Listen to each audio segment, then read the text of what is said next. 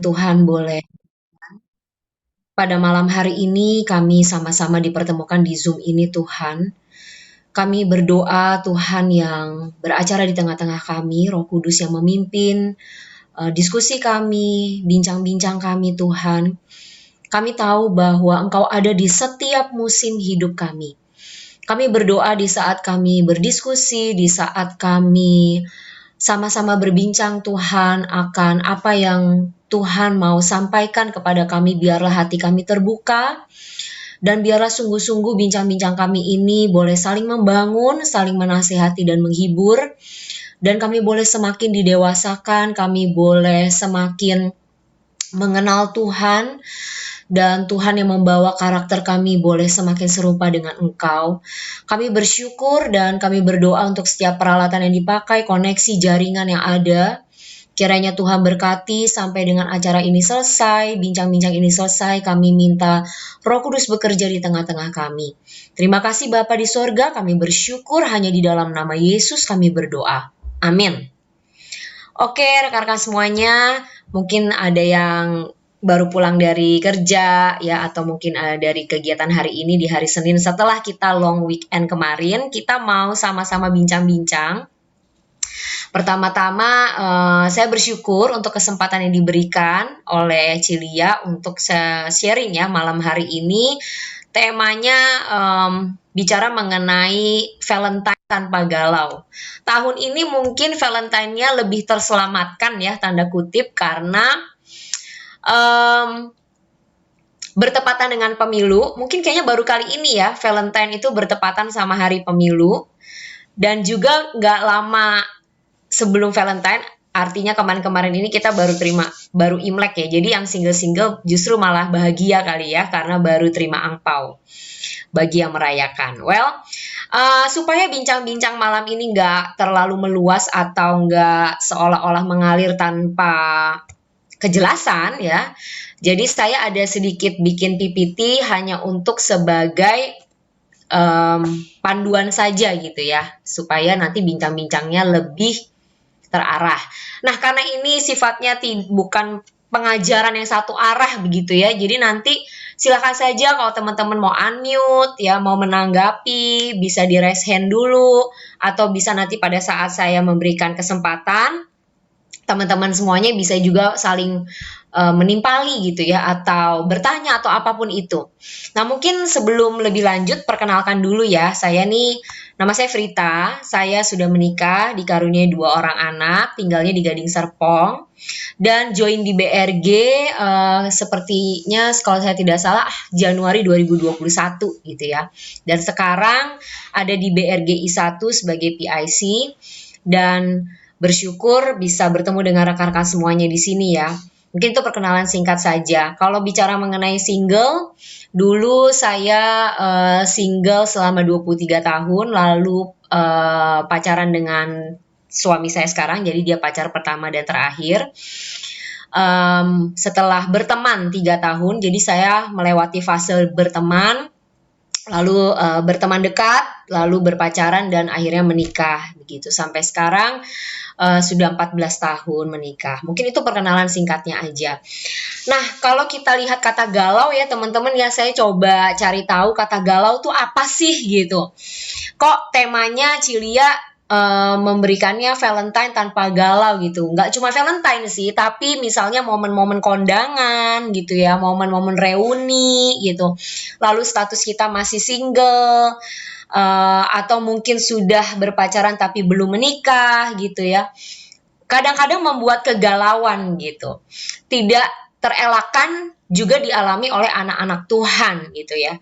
Dan waktu saya melihat kata galau, ternyata kata galau itu adalah perasaan sedih, tidak karuan, kurang nyaman, gelisah, khawatir, kacau, kesal, atau menyesal gitu. Jadi campur aduk tuh. Ada yang sedih, mungkin berpikir, aduh kenapa sampai sekarang kok belum ada pria yang datang gitu ya. Perasaan kayaknya self pity, mengasihani diri sendiri gitu. Atau mungkin kayak ngerasa khawatir, apakah nanti saya akan dapat jodoh ya gitu. Kok Perasaan kalau saya ngaca, saya nggak jelek-jelek amat, misalnya gitu ya. Perasaan kayak, aduh kenapa sih gitu, kesel. Lalu mungkin juga ada yang menyesal, kayak aduh coba dulu saya jadi sama dia ya. Aduh coba dulu kalau saya nggak tolak, saya sekarang mungkin udah punya anak kali ya. Atau mungkin ada yang berpikir, wah masih melihat mantannya gitu ya di medsos itu, dan ternyata mantannya sudah punya anak dan berpikir bahwa, aduh nyesel deh kenapa ya waktu itu saya tolak dia dan sebagainya. Jadi ada perasaan-perasaan yang begitu campur aduk gitu. Nah, sedangkan masa waktu ini kan terus berjalan gitu ya, dan kadangkala saya juga melihat bahwa emosi-emosi ini atau perasaan-perasaan ini tidak bisa dikubur gitu, tidak bisa dielakkan, tidak bisa kita ignore gitu ya. Tetapi memang itu perasaan-perasaan yang muncul. Mungkin kita yang masih usia 20-an kadarnya tidak terlalu tinggi, tapi mungkin menjelang usia 30 tapi belum menikah, belum lagi orang tua banyak nanya, belum lagi ketemu teman, dan ya ada gurauan-gurauan yang kadang mungkin membuat kita merasa why gitu, kenapa ya gitu, bertanya-tanya, dan akhirnya ya galau gitu. Akhirnya kita follow kita punya hati ya. Kita ikutin hati kita sedih, kita ikutin kok kayaknya this is so hard. Aduh kok sedih banget, nolongso banget. Padahal kalau kita tahu kan ya, kita diminta untuk jaga hati gitu kan. Guard your heart, not follow your heart gitu. Kita diminta bukan ikuti hatimu gitu.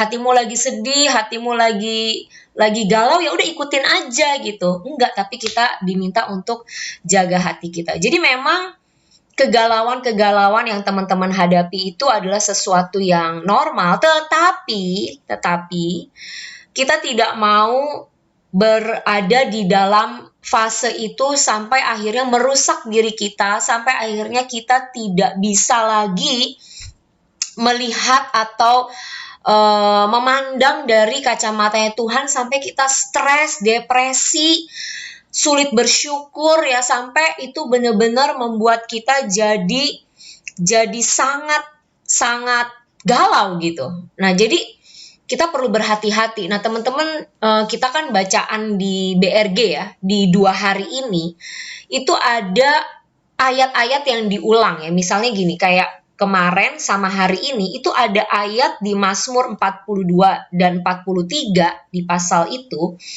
Ada kalimat, mengapa engkau tertekan, hai jiwaku, dan mengapa engkau gelisah di dalam diriku. Berharaplah kepada Allah, sebab aku bersyukur lagi kepadanya, penolongku dan Allahku. Ya kadang-kadang mungkin di dalam hidup kita mungkin bisa paraphrase ayat ini ya. Mengapa engkau galau, hai jiwaku, gitu ya. Mengapa engkau galau di dalam diriku? Kenapa galau gitu? Dan kita bilang sama jiwa kita, berharaplah kepada Allah. Aku mau bersyukur lagi kepadanya. Kita mengingat dia sebagai Allah yang menolong, dan dia adalah Allah kita. Nah, kalau di dunia, itu seringkali Valentine itu lebih kepada hubungan lawan jenis ya. Hari kasih sayang gitu kan teman-teman. Tapi kasih sayangnya dititik beratkannya kalau di dunia itu lebih kepada lawan jenis gitu. Padahal kita tahu ada 4 jenis kasih ya. Teman-teman pasti juga sudah pernah dengar. Eros, Storge, Phileo, dan Agape. Nah, tapi memang kalau di dunia Valentine itu lebih ke Eros aja gitu ya. Padahal kita jangan hanya bermain di area Erosnya saja. Kita harus melihat juga ternyata ada jenis kasih yang lain.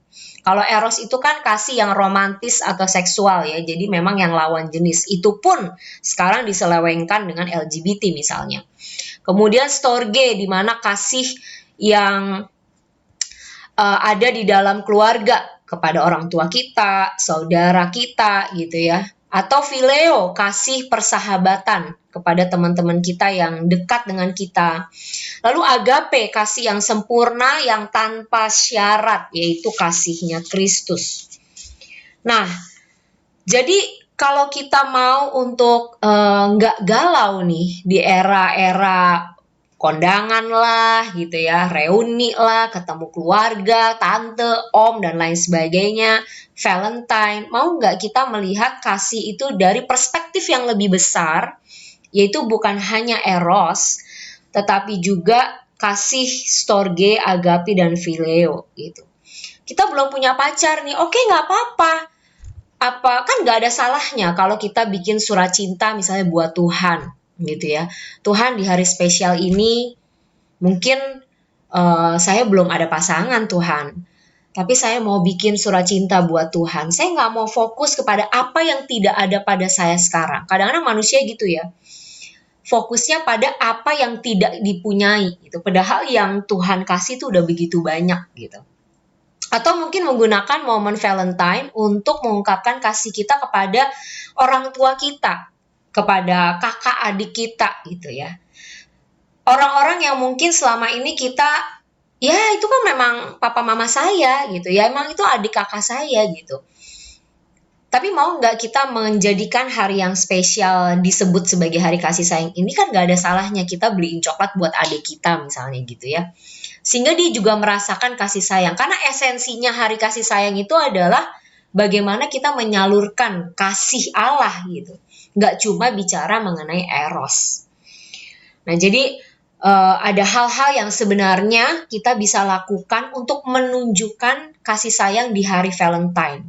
Cilia juga kayak tadi sempat memberikan contoh kepada saya juga, gimana kalau di hari kasih sayang itu misalnya ya, menggunakan kesempatan itu untuk kita lihat nih orang-orang di sekeliling kita, pasangan-pasangan yang mungkin nggak punya asisten rumah tangga, lalu mereka jarang berduaan, punya waktu quality time, kenapa kita nggak pakai kesempatan ini untuk melayani, misalnya menawarkan diri, Ci atau Abang, atau Kak gitu ya, nanti pas hari Valentine kalau mau keluar bareng berdua, anak-anaknya saya yang jagain juga nggak apa-apa loh, saya kebetulan free, saya bisa untuk temenin anak-anak, nanti Abang sama istri atau Cici sama Kokoh pergi aja, makan bareng misalnya gitu. Nah, bukankah itu satu kesempatan ya untuk melayani pasangan-pasangan yang ada di sekitar teman-teman, sehingga kita nggak perlu self-centered ya. Kadang-kadang kita itu kan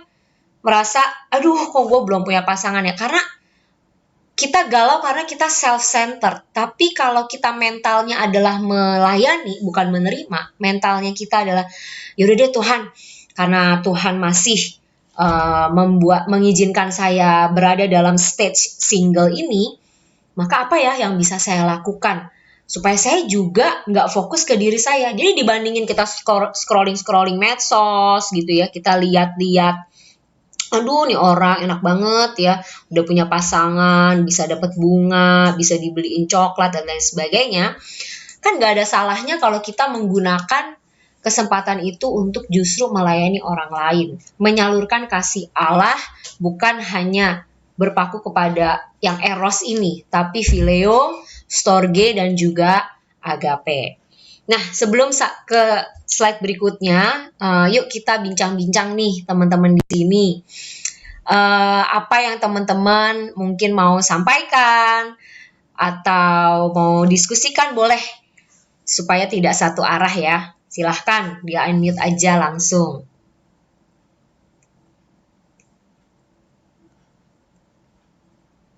Krik-krik. Ada jangkrik nih.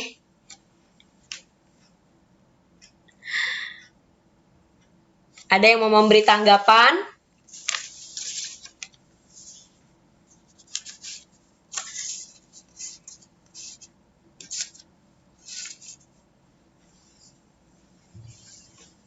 Silahkan teman-teman. Atau mungkin karena udah ikut BRG, jadi saya udah gak galau, itu mah dulu sebelum saya ikut BRG. Kalau sekarang mah saya udah gak galau, saya udah udah kuat gitu ya. Udah melewati masa-masa kegalauan. Nah, Agnes ketawa tuh. Gimana kira-kira yang lain? Kalau belum ada saya lanjut dulu nih ya. Mungkin nanti kalau teman-teman mau share, silahkan ya. Atau karena di-record jadi malu? Oke, kita lanjut dulu ya. Nah, teman-teman, di dalam masa single kita, di dalam masa penantian ini gitu ya, kalau memang teman-teman dapetin bahwa kalau teman-teman tidak ada karunia selibat, karena memang ada orang-orang yang punya karunia selibat ya, artinya memang tidak menikah. Tapi kalau memang teman-teman berdoa dan teman-teman dapetinnya memang teman-teman akan menikah gitu ya, dan mau menikah, maka melewati masa single ini, sebenarnya masa single itu masa apa sih? Masa trusting God. Jadi sebenarnya the whole issue about singleness is actually an issue about trusting God. Ini saya kutip dari Christine Caine, waktu dia belum menikah. Dia sempat khotbah, waktu itu saya juga masih single. Jadi saya punya nih catatan khotbah ya, buku catatan khotbah saya nih masih pakai Mickey Mouse karena zaman dulu.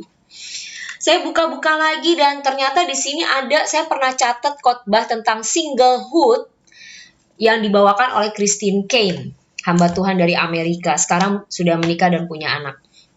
Nah, dia bilang waktu dia mengalami masa-masa single yang cukup lama, sebenarnya isu dari singleness itu sebenarnya isu tentang bagaimana kita trust in God, bagaimana kita nggak panik gitu, bagaimana kita percaya bahwa waktu Tuhan yang terbaik, bahwa Tuhan menyediakan yang terbaik gitu. Kadang-kadang kan mungkin kalau kita perempuan tuh suka kadang-kadang, aduh gue nih kurangnya apa sih gitu ya. Kita ngerasa kayaknya gue nggak jelek-jelek amat, oke-oke aja, udah skincarean gitu ya, udah berusaha feminim gitu ya, udah berusaha untuk ramah, untuk jadi wanita yang lembut misalnya, tapi kok belum ada ya misalnya gitu kan. Nah, itu adalah isunya, itu bagaimana kita melewati masa single dengan tetap percaya gitu, trusting God, melewati masa-masa itu. Memang teman-teman, keinginan untuk menikah itu saya percaya datangnya dari Tuhan gitu. Tetapi Tuhan tuh nggak mau membuat kita jadi frustasi karena itu. Karena memang kan manusia diciptakan untuk berelasi gitu kan ya. Dan salah satu dari relasi itu adalah relasi dengan pasangan hidup gitu, berkeluarga gitu. Ya memang keinginan untuk menikah itu datangnya dari Tuhan. Tapi bukan berarti Tuhan seolah-olah membuat kita jadi frustasi di dalam masa-masa penantian kita. Justru disitulah kita mau percaya, mau belajar untuk berharap kepada Tuhan, percaya penuh melewati masa-masa single kita itu. Dan yang kedua, kita perlu menyadari bahwa masa single itu adalah bagian dari musim di dalam kehidupan kita, season of life. Nah, di mana di dalam musim hidup kita itu kita mau untuk belajar menemukan keindahan di setiap musim hidup kita.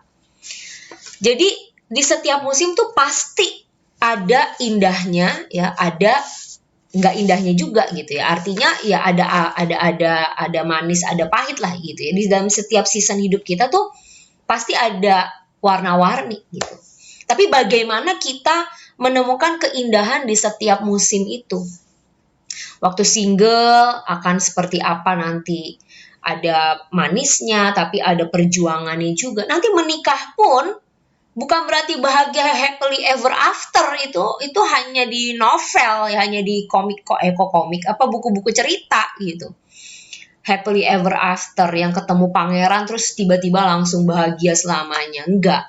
Di dalam masa pernikahan pun ada struggle-nya, ada manisnya, ada juga. Nanti waktu anak-anak sudah besar dan dia menikah lalu masuk masa pensiun ya, jadi kakek nenek, itu juga season of life. Dan ada juga ya pahit manisnya, semua ada. Jadi kita belajar menemukan keindahan meskipun di dalam masa-masa single kita yang seolah-olah kita nggak tahu seolah-olah kapan ya gue nikah. Nah, jangan sampai kita akhirnya berpikir, udahlah, nanti aja lah belajar masak mah, nanti aja lah nunggu nikah, semua nunggu nikah gitu. Seolah-olah pernikahan tuh menjadi satu momen yang luar biasa banget, sampai-sampai kita menunggu momen itu dan kita nggak berusaha untuk mengembangkan diri, nggak berusaha untuk memaksimalkan masa single kita. Saya dulu bersyukur ya punya kakak-kakak rohani. Dulu kan belum ada BRG ya, tapi puji Tuhan dulu tuh saya terlibat di dalam pemuritan di gereja gitu. Dan kakak-kakak rohani saya ini terus ya mengingatkan saya gitu bagaimana menikah itu bukan tujuan hidup, menikah itu bukan sasaran hidup. Kalau menikah tujuan hidup, Yesus aja nggak menikah gitu. Harusnya kalau tujuan hidup, Yesus menikah baru mati dong di kayu salib misalnya ya gitu ya. Sederhananya seperti itu. Sehingga kakak-kakak rohani saya tuh mengajari saya bagaimana maksimal di masa single. Jadi waktu masa single kembangin talenta, pelayanan gitu ya. Wah, bener-bener kayaknya waktu tuh berjalan begitu cepat karena kita nggak disibukkan dengan di rumah aja gitu ya. Nggak jelas mau ngapain. Tapi selalu dibawa di dalam keadaan-keadaan di mana yuk pelayanan yuk, melayani orang yuk. Diajak ke rumah sakit, doain orang, diajak pelayanan sekolah minggu, diajak wah banyak gitu ya. Sehingga saya bersyukur sekali di masa-masa single saya bisa bilang Tuhan terima kasih. Masa-masa single saya adalah masa-masa yang indah, masa-masa yang maksimal, yang optimal. Jadi waktu masuk pernikahan tuh rasanya saya sudah tidak lagi menyesali gitu. Masa-masa single saya. Tuhan puji Tuhan udah istilahnya udah wah luar biasa nih di masa single. Sekarang masuk ke season yang baru yaitu masa pernikahan gitu. Jadi belajar menemukan keindahan di setiap musim. Jangan tunggu sampai menikah gitu ya. Minta anugerah Tuhan untuk kita dapat melewati masa-masa single ini dengan sangat baik. Jadi saat kita masih sendiri, ada maksud Tuhan untuk hal itu. Bukan karena Tuhan ingin menghukum kita, bukan karena Tuhan pengen kita kesepian, tentu tidak. Tetapi sesungguhnya Tuhan tuh mau memberikan anugerah untuk kita bisa melewati setiap masa yang memang harus kita lewati dengan sangat baik. Jadi teman-teman jangan patah semangat ya. Oke, lalu berikutnya 3H di masa single ini saya rindu mengingatkan teman-teman, jangan lupa 3H apa itu? Holy Spirit, Holy Scriptures, dan Holy Community. Ini sebenarnya bukan hanya di masa single ya, tetapi ini sangat baik kalau kita perkuat 3H ini sejak di masa single sebelum nanti Tuhan bawa ke season yang berikutnya. Kita bersyukur 3H ini sudah ada di BRG ya. Bagaimana Roh Kudus bekerja lewat pembacaan firman Tuhan ya, lewat komunitas, lewat pengajaran-pengajaran yang ada di Zoom seperti ini, dan bagaimana Roh Kudus bekerja setiap hari bersama dengan kita. Tiap hari kita ditempa untuk tekun dalam firman Tuhan. Kita juga diajar bagaimana di grup-grup kita bisa saling mendoakan, saling memperhatikan ya. 3H ini kita perkuat. Holy Spirit, Holy Scriptures, dan Holy Community. Jadi jangan kita kasih makan jiwa kita, diri kita ya, perasaan-perasaan sepi, perasaan-perasaan yang dengan akhirnya karena nonton drakor mungkin ya, saya sih bukannya melarang ya, tetapi kita perlu berhati-hati. Karena garbage in, garbage out kan. Apa yang kita masukin nih itu mempengaruhi. Kalau kita dimasukinnya hal-hal yang baik, ya akan keluarnya yang baik. Tapi kalau kita ngelihatnya yang romantis-romantis gitu ya, yang wah drakor-drakor yang kayaknya gimana banget, itu pasti akan ngefek gitu ke dalam pola pikir kita, prinsip-prinsip kita, ke dalam cara pandang kita gitu. Jadi jangan dikasih makan tuh ya, tapi kita harus kasih makannya itu adalah dengan firman Tuhan ya, dengan bacaan-bacaan yang mengimprove diri kita, dengan mungkin nggak hanya bacaan rohani ya, dalam arti misalnya teman-teman mau ikut hal-hal yang mengembangkan talenta gitu, misalnya buku-buku resep-resep yang bisa membuat teman-teman bisa lebih baik lagi di dalam, mungkin ada yang punya talenta masak, talenta make up, talenta apapun. Justru di masa single itu kembangkan, puas-puasin deh ya, kembangkan talenta karena belum ada tanggung jawab kalau nanti sudah menikah gitu. Jadi juga ada tips lain, misalnya kita berada di lingkungan yang lingkungan yang semuanya couples gitu ya. Tapi kita punya juga komunitas yang nggak semuanya tuh couples, makanya di BRG ini bisa juga pas Valentine, ketemuan yuk, kita BRG apa nih, di sini kan ada nih teman-teman, mungkin nggak semua bisa ikut, mungkin 3 orang yuk BRG E1, kita bikin ketemuan yuk pas Valentine ini, atau mungkin BRG G gitu ya, yang single yuk kita ketemuan yuk, sama-sama, atau mungkin mau menghadiri kursus apa gitu ya, silahkan kita pakai momen-momen ini untuk komunitas ya, membangun dalam komunitas, membangun good healthy relationship yang punya same vision, same purpose gitu ya. Sebelum kita bincang-bincang lagi, satu lagi di masa single, tetap kita berpegang untuk not compromise, tidak kompromi ya. Kita tetap punya standar bahwa pasangan hidup yang nanti Tuhan berikan itu adalah yang seiman, yang sepadan, yang direstui oleh orang tua kita, diteguhkan ya, dikonfirmasikan oleh pemimpin dan oleh komunitas kita. Kenapa harus seiman? Jangan lupa bahwa pernikahan itu adalah persatuan roh, jiwa, dan tubuh. Jadi kenapa kita perlu seiman? Karena nanti setelah menikah itu bukan lagi 2, tapi 1, dipersatukan. Roh, jiwa, tubuh.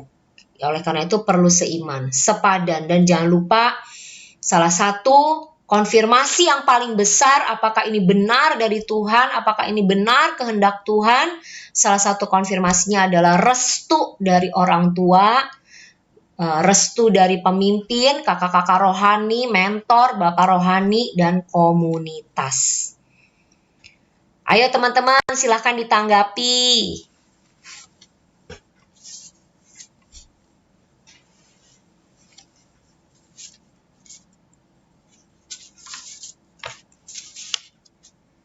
Silahkan ditanggapi teman-teman.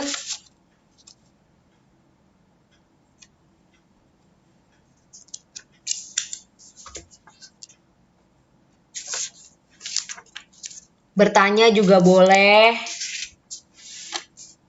Sharing juga boleh. Silahkan.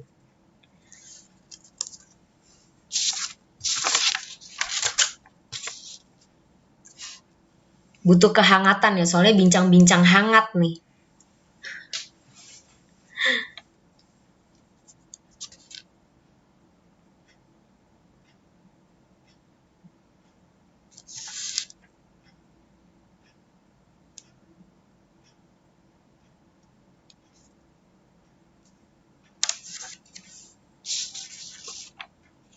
Silahkan, waktu kita masih panjang, jadi teman-teman yang mau menanggapi,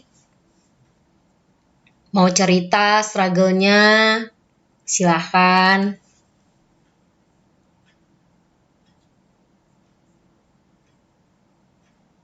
Belum ada?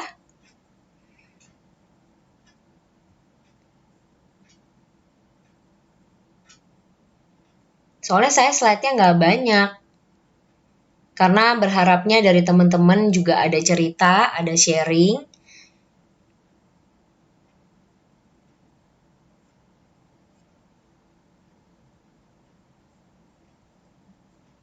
Saya habiskan dulu saja ya. Jadi di masa-masa single ini tadi ada 4 poinnya, kita bagaimana mempercayai Allah, bagaimana kita melihat ini sebagai season of life, salah satu musim dalam hidup kita yang memang kita akan lewati, dan kita belajar menemukan keindahan di dalam setiap musim kehidupan kita itu. Lalu bagaimana kita berharap kepada Tuhan ya dengan memperhatikan 3H, Holy Spirit, Holy Scriptures, and Holy Community, dan juga tidak kompromi terhadap standar yang kita rindukan sebagai anak-anak Tuhan ya, seiman, sepadan, restu orang tua, pemimpin, dan komunitas. Saya masuk ke slide terakhir. Nah, jadi memang kita mau untuk melihat bahwa kita ini adalah anak-anak Tuhan gitu ya. Sehingga tentu saja Tuhan mau kita tidak menjadi serupa dengan dunia. Misalnya adalah mungkin kalau di dunia menganggapnya, kalau belum nikah tuh belum sempurna gitu ya. Padahal mana ada ayatnya, nggak ada ayatnya. Lalu dunia mungkin bilang kalau belum menikah tuh belum bahagia hidupnya. Siapa bilang mereka yang sudah menikah banyak yang pengen balik jadi single. Jadi itu hanya tipu muslihat iblis ya. Kalau belum menikah, wah pasti ada yang gak bener tuh gitu ya. Siapa bilang? Itu kan penghakiman orang seperti itu. Ya jadi kita jangan termakan oleh perkataan-perkataan dunia ini. Atau ada juga yang berkata hidupmu dimulai saat engkau menikah. Lah terus kemarin sebelum menikah bukan hidup gitu. Enggak kan? Jadi kalau kita memberi angpau atau menerima angpau di pernikahan itu kan ada tulisannya tuh karena selamat menempuh hidup baru gitu ya. Itu maksudnya selamat menempuh season ya, menempuh satu musim yang baru nih dalam kehidupan. Bukan artinya hidup kita dimulai saat kita menikah, bukan. Jadi kita tidak mau menggunakan prinsip-prinsip itu atau kita berpikir seolah-olah setuju dengan apa yang dunia katakan. Karena memang jelas firman Tuhan bilang jangan jadi serupa ya. Artinya apa sih serupa itu? Mirip gitu ya. Jangan mirip sama dunia. Tapi yuk berubah yuk. Oleh apa berubahnya? Pembaharuan budimu. Renewing of your mind gitu ya. Sehingga kamu dapat membedakan manakah kehendak Allah, apa yang baik, yang berkenan kepada Allah, dan yang sempurna. Gitu. Jadi kalau kita mau mengenal kehendak Allah, kita mau kehendak Allah terjadi dalam hidup kita, maka kita tidak mau serupa dengan dunia ini. Dunia bilang apa, kita cross check firman Tuhan bilang apa. Dan kita berubah oleh pembaruan budi kita, oleh pembacaan perenungan firman, sehingga pemikiran kita, prinsip-prinsip kita, perasaan kita ya, itu sejalan dengan apa yang Tuhan mau. Makanya firman Tuhan bilang untuk kita mengenakan pikiran dan perasaan Kristus. Yuk teman-teman silahkan.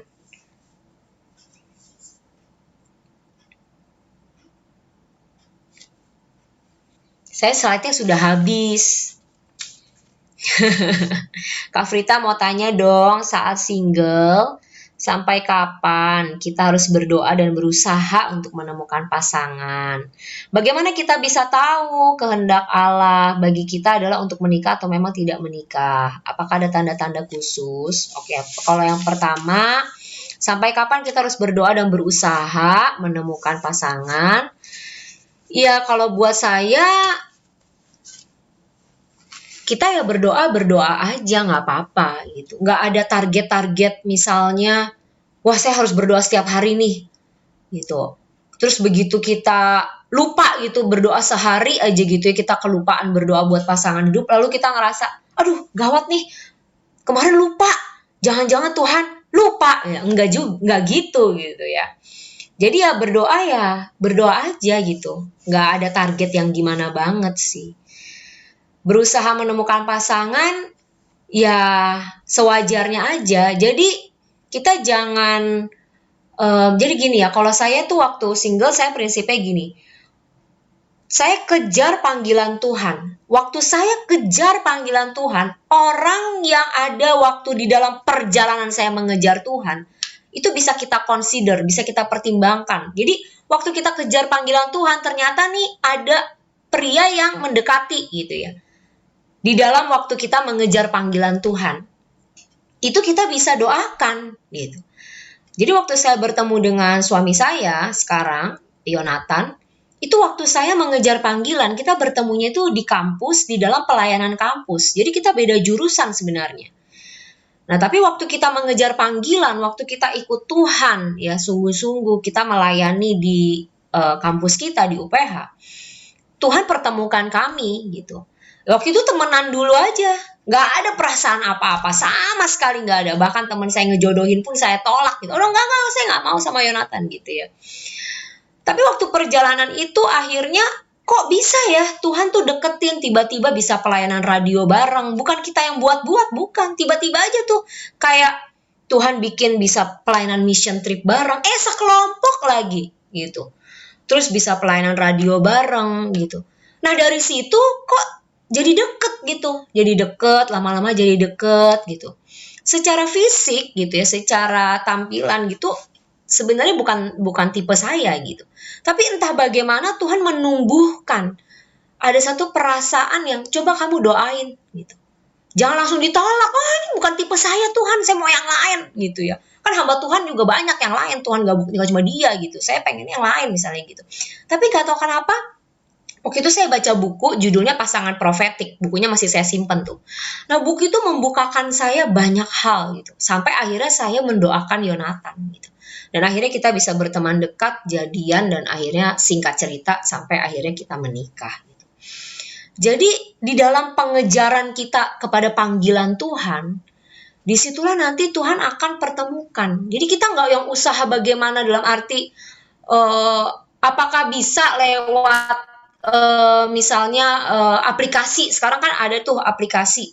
Ya bisa aja sih. Saya dengar satu pengalaman anak gembala ya. Anak gembala itu dia tulis tuh, nggak tahu saya nggak diceritain aplikasi apa. Pokoknya aplikasi perjodohan gitulah. Tapi dia udah screening di awal. Tau nggak?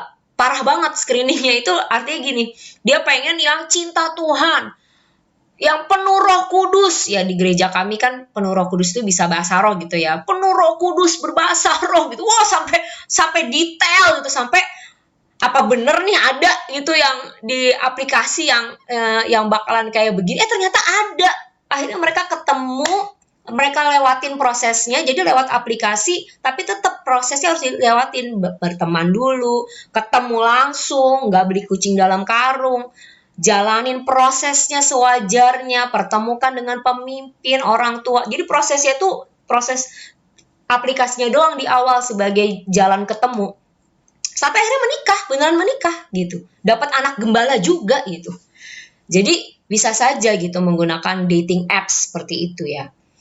Kalau kita gimana bisa tahu kehendak Tuhan, apakah menikah atau tidak menikah, tentu saja kita berdoa, lalu juga kita meminta konfirmasi ya dari peneguhan dari kakak-kakak pembina kita gitu.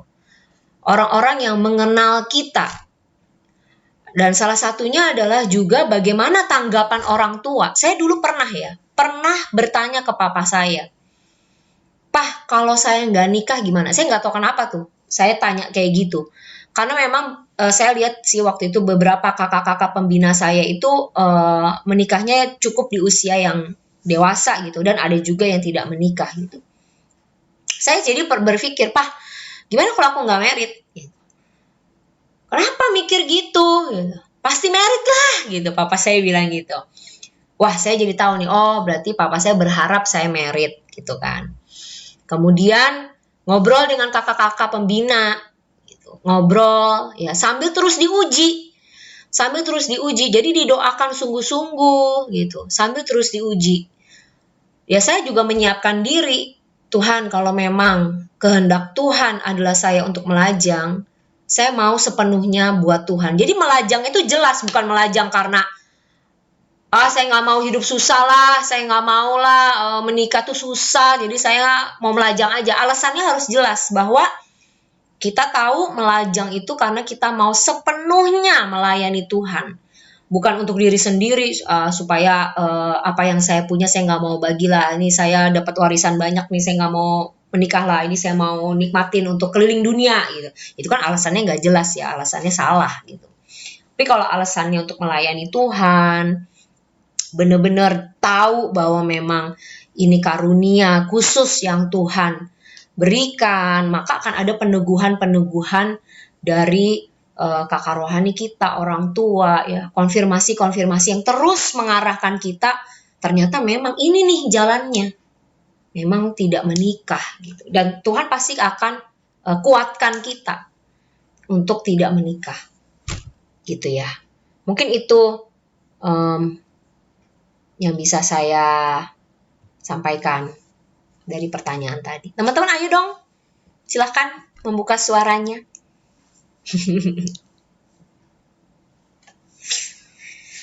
Silahkan.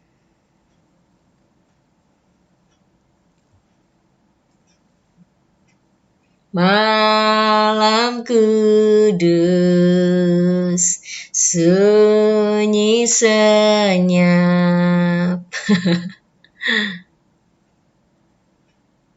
Masih ada setengah jam lagi nih teman-teman. Kadangkala kalau tidak ditanya, gak keluar tuh pengalaman atau mungkin hal-hal yang bisa lebih memperkaya gitu ya. Kalau nggak dikorek. Silahkan.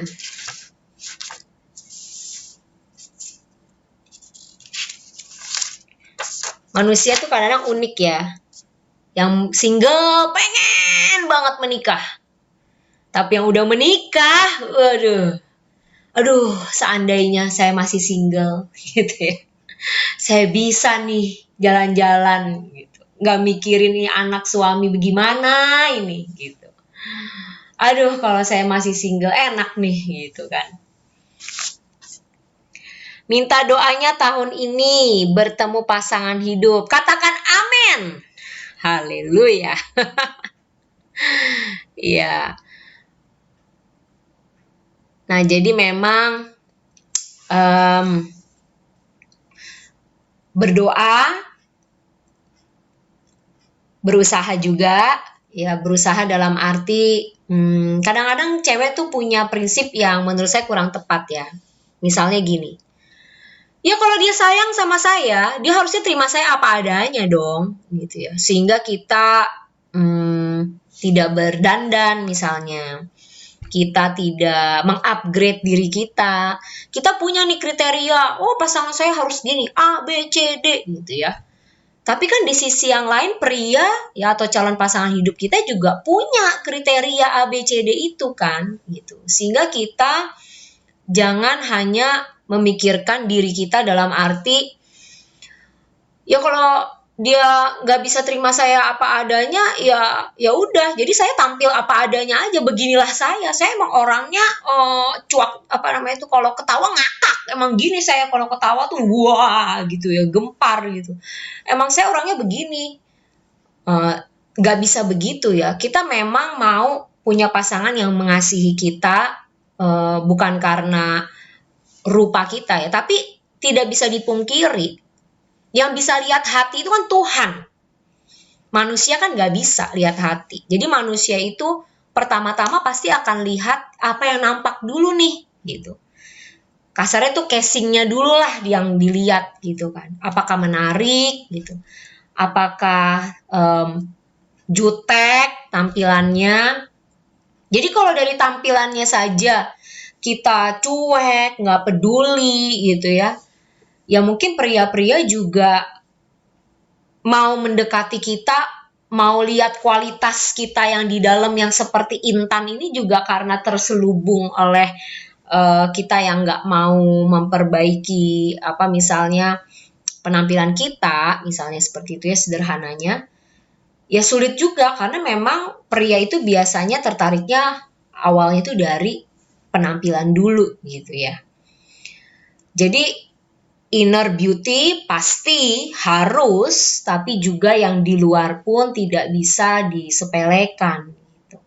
Dan memang kita kan rindu ya bahwa kita nih mau jadi suratan Kristus yang terbuka, kita mau jadi berkat gitu.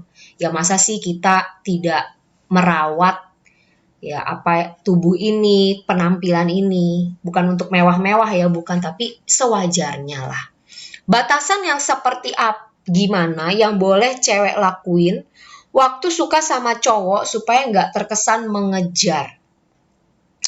Jadi kalau statusnya teman, berlakulah seperti teman.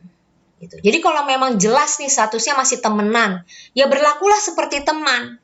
Apakah teman selalu berduaan, selalu boncengan? Kan enggak gitu kan. Temennya itu ya sewajarnya aja gitu. Misalnya mungkin bertanya atau mungkin memberikan perhatian yang secukupnya gitu ya. Jangan tiba-tiba memberikan perlakuan-perlakuan spesial gitu, padahal statusnya kan masih teman. Jadi ya temenan aja dulu gitu.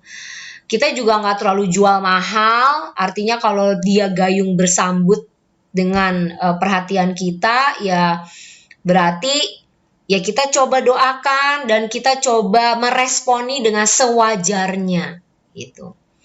Nanti kita lihat respon dia seperti apa. Kalau memang dia memberi sinyal-sinyal untuk ketemu gitu ya, untuk lebih dari sekedar teman, mungkin nih masih, kan namanya cowok juga dia butuh waktu ya, untuk mungkin dia melihat nih gimana gitu ya, mau nggak nih diajak gitu ya. Dulu ya saya punya cerita, suami saya tuh dengan sengaja, dia cerita waktu itu, mengajak saya makan di pinggiran gitu. Dia pengen tahu nih, saya ini bisa diajak susah nggak sih gitu. Jadi waktu itu dia sengaja katanya, dia naik motor, dia jemput saya di kantor, makan siang, karena waktu itu suami saya masih guru les, sekarang dia dosen.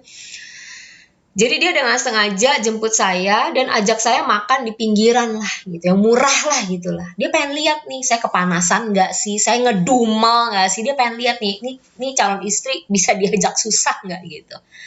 Ya akhirnya ya saya gayung bersambut sampai akhirnya kita bawa dalam doa juga ke kakak pembina gitu ya.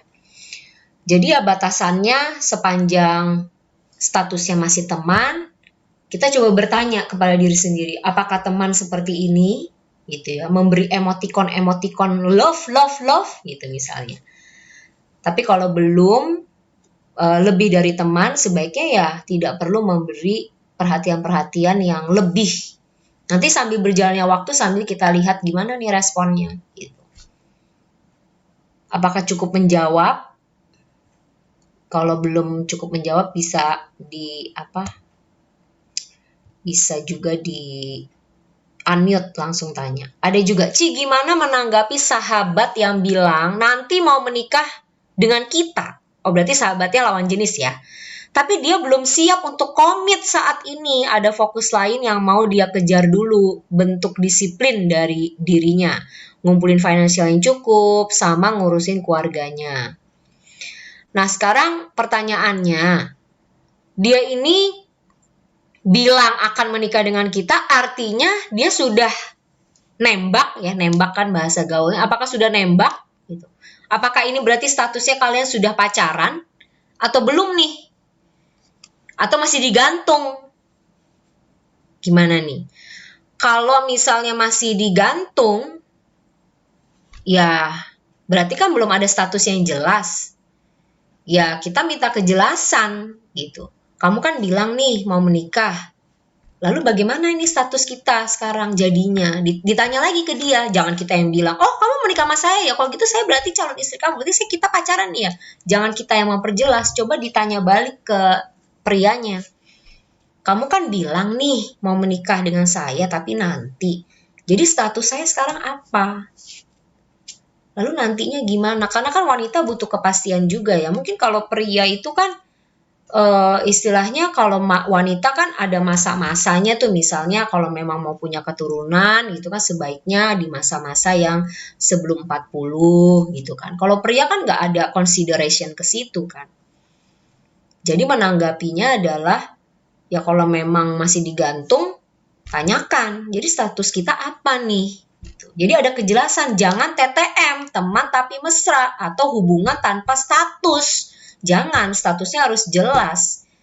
Jangan sampai orang itu menganggap kita pacarnya, kita menganggap dia bukan pacar kita karena masih nanti, lalu kita tiba-tiba dideketin cowok lain, kita dianggapnya selingkuh. Padahal kan enggak, makanya diperjelas statusnya nih apa. Gitu ya.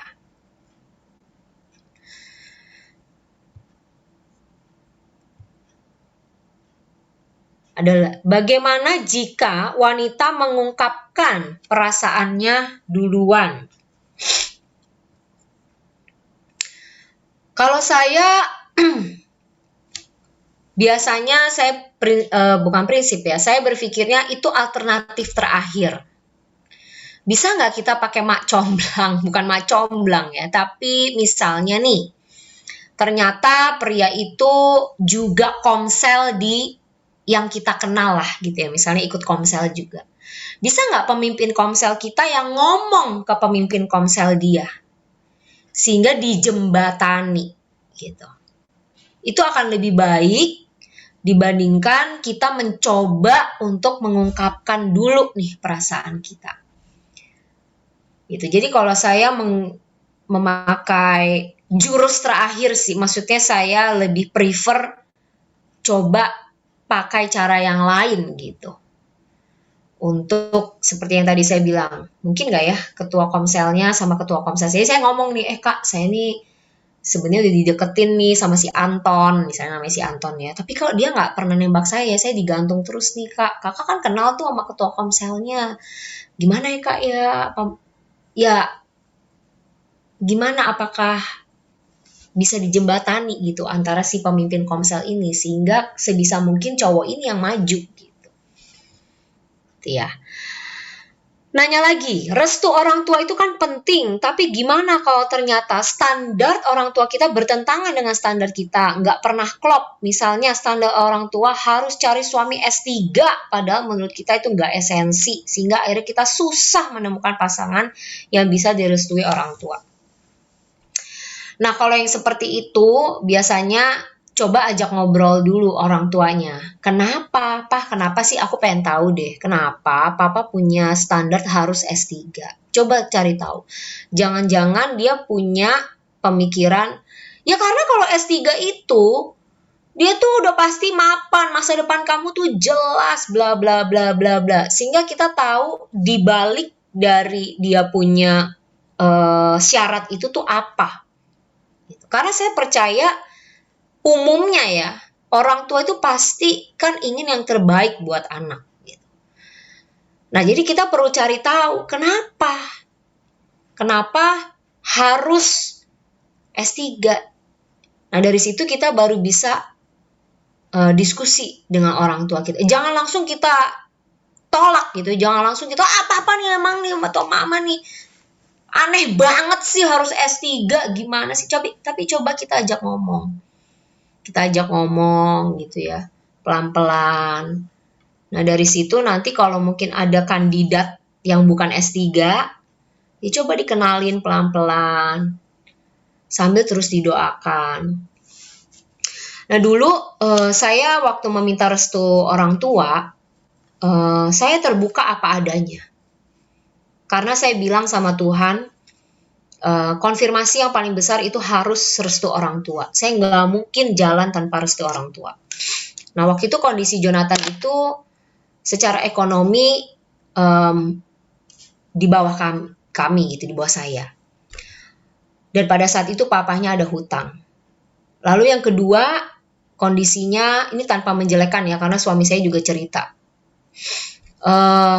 Waktu itu dia sempat sakit artritis yang kambuh setiap 3 tahun sekali. Jadi sejak dia SMP ya, atau SMA, itu dia kena radang sendi artritis yang setiap 3 tahun sekali itu kambuh. Dan papa saya kan dokter ya. Nah, waktu itu saya harus menyatakan jujur apa adanya. Jadi tidak ada yang ditutup-tutupi. Jadi saya bilang, Pak, saya lagi deket sama cowok, gitu ya. Kondisinya begini, Pak. Papanya punya hutang, kondisi ekonominya begini. Saya kasih tahu namanya Yonatan dan dia juga ada riwayat sakit. Saya pelan-pelan saya ngomong, aduh saya sampai doa, Tuhan nih kalau sampai papa saya bilang nggak boleh gitu ya, atau consider gimana, ya saya siap Tuhan. Ya saya cuma doa, kita doa lah waktu itu sama-sama. Dan amazingnya, papa saya cuma bilang, nggak apa-apa gitu. Kalau uang itu bisa dicari. Papa juga dulu sama mama mulai dari nol kok. Nggak masalah. Yang penting tuh orangnya, karakternya. Yang penting dia takut sama Tuhan, mau kerja keras, tanggung jawab, dia sayang sama kamu. Papa nggak masalah kalau masalah ekonomi. Gitu ya. Masalah hutang juga. Ya itu kan papanya kan nanti bisa melunasi dan sebagainya. Lalu masalah kesehatan juga, nggak apa-apa artritis mah. Nggak, bukan penyakit yang ini. Intinya Papa saya nggak ada sama sekali keberatan gitu. Oh ya udah, puji Tuhan. Dan sejak menikah juga artritisnya nggak pernah kambuh lagi gitu. Jadi kalau ada standar yang bertentangan, misalnya harus suku Batak misalnya, atau harus suku Jawa, harus sesuku pokoknya yang Chinese sama Chinese. Coba kita korek, kenapa? Kenapa Papa punya pemikiran seperti itu? Oh karena nih ya, dia sebutin mungkin pasangan-pasangan yang bercerai karena berbeda suku. Ya kan kita bisa bilang, tapi kan ada Pak orang-orang yang juga bisa. Bukankah yang lebih penting itu karakter ini. Jadi diajak ngobrol. Saya sih percaya kalau kita bisa ajak ngobrol dengan baik-baik sambil kita libatkan Tuhan, maka Tuhan juga akan buka jalan. Ya. Oke, ada lagi yang mau bertanya?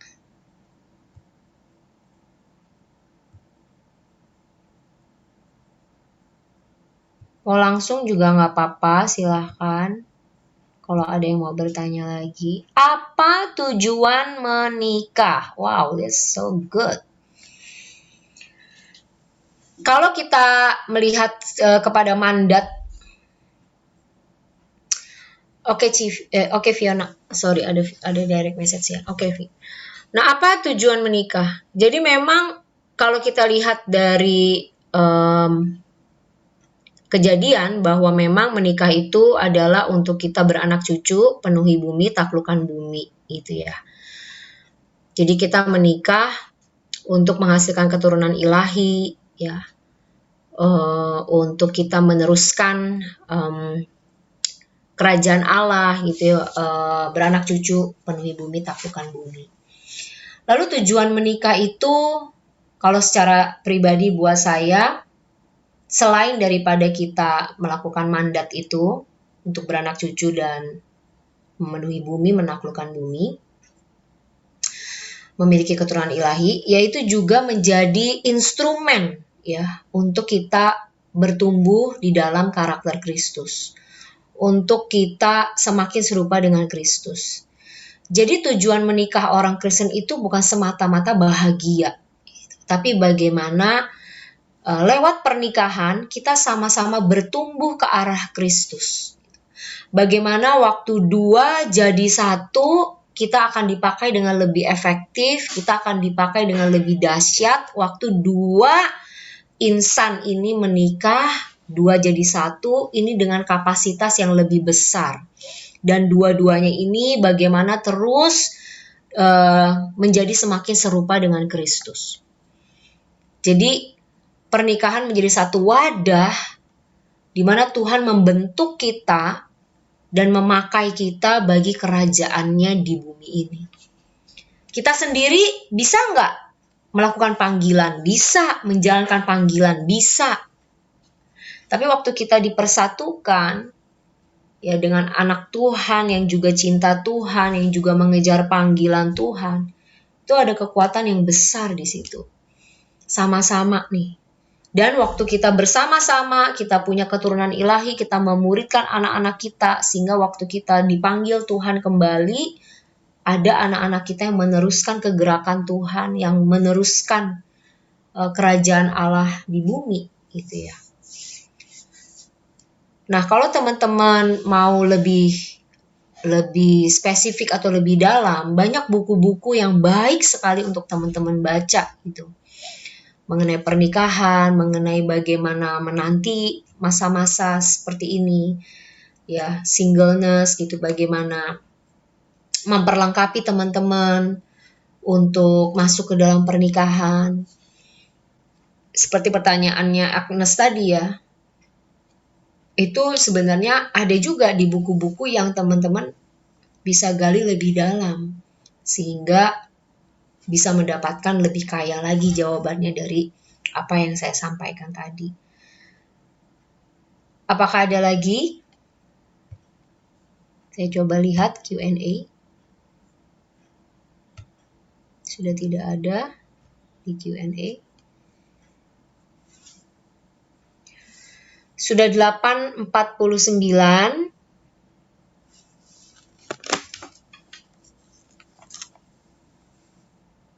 Apakah ada teman-teman yang mau menanggapi lagi?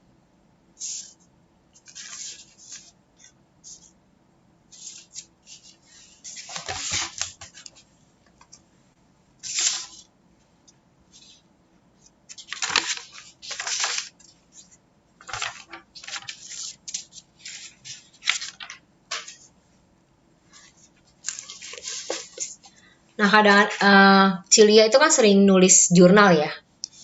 Dan menurut saya memang menulis jurnal itu sesuatu yang baik gitu. Jadi kalau teman-teman lagi mengalami kegalauan gitu ya, bukan hanya di hari Valentine ya, kadang-kadang nggak di hari apa-apa gitu, tiba-tiba aja ada kegalauan itu datang, teman-teman bisa tulis gitu ya. Teman-teman bisa journaling, bisa membuat itu menjadi satu perenungan yang bisa ditulis gitu, yang suatu saat teman-teman bisa baca lagi, dan waktu teman-teman baca, teman-teman bisa lihat bagaimana Tuhan menuntun teman-teman gitu melewati masa-masa single. Saya nih ada buku ya, blur kali ya. Dan di buku ini saya sempat tulis nih perenungan saya 17 Maret 2023. Tulisannya Don't Worry, Be Happy with God. Wah, ternyata saya pernah nulis ini ya. Saya baru baca-baca lagi gitu. Ya ampun, dulu ini 2023 berarti 2003 berarti ini saya belum pacaran sama Jo ya. Di situ saya tulis, jangan pernah ragukan rencana Tuhan akan hidupku. Bersyukurlah dengan apa yang ada padaku. Ingatlah bahwa aku lahir bukanlah satu kebetulan. Adalah satu kehendak, keputusan dan rencana Allah bahwa aku lahir dan ada di bumi ini. Apapun kelebihan dan kekuranganku, bersyukur. Semua cobaan yang datang, ingat selama aku mengasihi Tuhan, semua pasti mendatangkan kebaikan bagiku. God knows everything, even He never be a woman, meskipun Tuhan gak pernah jadi perempuan, saya tulis. But He knows. Bahkan semenjak aku ada dalam rahim ibuku, Ia tahu siapa aku dan bagaimana jalan-jalan hidupku. Tuhan tidak akan pernah terlambat dalam pertolongannya. Tuhan mengasihiku, bukan saja Ia tunjukkan melalui berkat, sukacita, atau damai sejahtera, tapi terkadang kasihnya adalah didikan. Aku ini hidup adalah semata-mata atas kemurahan Allah, dan menjadi hambanya adalah suatu kehormatan, sebab itu adalah panggilan yang tertinggi. Menjadi hamba Tuhan yang akan mengeluarkan orang-orang yang seharusnya ada dalam neraka kepada pertobatan, membawa orang-orang yang sudah mau bunuh diri kembali kepada Allah, mengeluarkan orang-orang yang dalam narkoba terlepas dan bertobat. Akulah orang yang akan melakukannya. Jadikanlah Yesus satu-satunya tujuan hidupku. Ya ampun, kok saya bisa nulis kayak gini ya? Ngapain ya saya nulis mengeluarkan orang-orang yang ada dalam narkoba? Ya ampun, saya lagi pelayanan narkoba kali waktu itu ya, pelayanannya ya. Saya juga bingung kenapa saya nulis ini. Nah, jadi bisa ditulis tuh teman-teman, pergumulan, ya renungan-renungan di hati, di jurnal. Waktu lihat-lihat lagi baru deh, oh ya ampun, saya pernah ngalamin gini ya. Gitu. Oke, kalau tidak ada, saya akan tutup dalam doa. Apakah ada lagi? Senang sekali bisa sharing dengan teman-teman semua di sini. Ya, saya berharap bisa menguatkan teman-teman semua. Terus kejar panggilan Tuhan. Oke, kita doa ya. Bapa, kami bersyukur untuk malam hari ini, untuk sharing kami Tuhan, Engkau yang ada di setiap musim hidup kami. Sesungguhnya tidak ada yang abadi selain kasih-Mu Tuhan dalam hidup kami. Tuhan tolong kami, tuntun kami terus Tuhan. Kami rindu kehendak dan rencana-Mu terjadi, tergenapi dalam hidup kami. Terima kasih Bapa, di masa single ini kami percaya ada anugerah Tuhan yang cukup buat setiap kami. Terima kasih Bapak, kami mengucap syukur, di dalam nama Yesus kami berdoa. Amin. Thank you. Tuhan berkati. Selamat mencoblos. Thank you, Rita. Terima kasih, Rita. Thank you. Thank you, Vi. Fit, itu hostnya jadi diamu ya, Fit ya? Hah? Hostnya, tadi pindah kan hostnya? Tunggu ya, tak lihat dulu. Iya, terus gimana nih? Recordnya ke save nggak tuh? Ngalu lu, ke aku deh kayaknya. Masih jalan soalnya ya? Oh iya, tak matiin dulu ya? Coba.